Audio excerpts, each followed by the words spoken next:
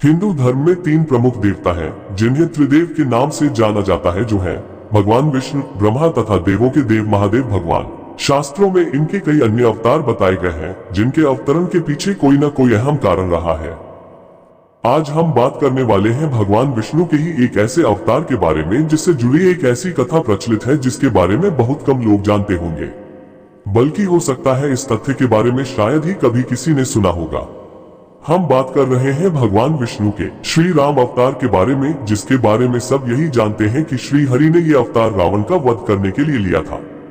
मगर ऐसा नहीं है। असल में श्री राम के रूप में त्रेता युग में जन्म लेने के पीछे का एक कारण नारद मुनि से भी जुड़ा हुआ है।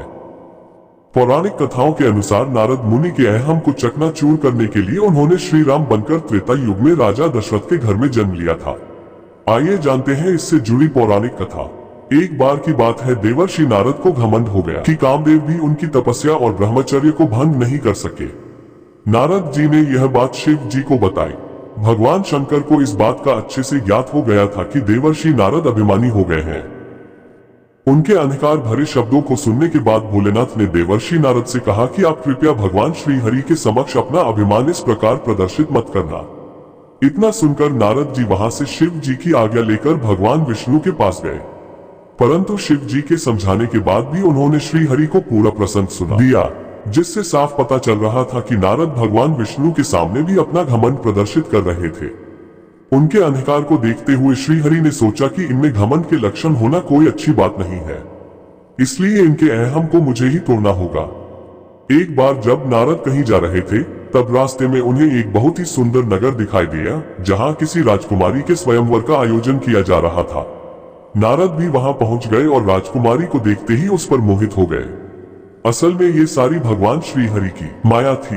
राजकुमारी का रूप और सौंदर्य नारद मुनि के तप को भंग कर चुका था। इस कारण उन्होंने राजकुमारी के स्वयंवर में हिस्सा लेने का मन बना लिया। नारद मुनि भगवान विष्णु के पास गए और कहा कि आप अपना सुंदर रूप मुझे दे दीजिए, जिससे कि राजकुमारी स्वयंवर में मुझे ही पति के रूप में चुने। भगवान ने ऐसा ही किया, परंतु जब नारद मुनि स्वयंवर में गए तो उनका मुख वानर के समान हो गया। इस स्वयंवर में दो भगवान शिव के गण भी थे जो ब्राह्मण का वेश बनाकर यह सब देख रहे थे। जैसे ही राजकुमारी स्वयंवर में आई तो बंदर के मुख वाले नारद जी को देखकर क्रोधित हो गई। उसी समय भगवान विष्णु एक राजा के रूप में वहां आए। सुंदर रूप देखकर राजकुमारी ने उन्हें अपने पति के रूप में चुना लिया। ये देखकर शिवगण नारद जी की हंसी उड़ाने लगे और कहा कि पहले अपना मुख दर्पण में देखिए, फिर राजकुमारी से विवाह का सोचना। जब नारद जी ने अपना चेहरा वानर के समान पाया तो उन्हें बहुत गुस्सा आया। क्रोधित होकर उन्होंने नारद मुनि के शिवगणों को राक्षस योनि में जन्म लेने का श्राप दे दिया।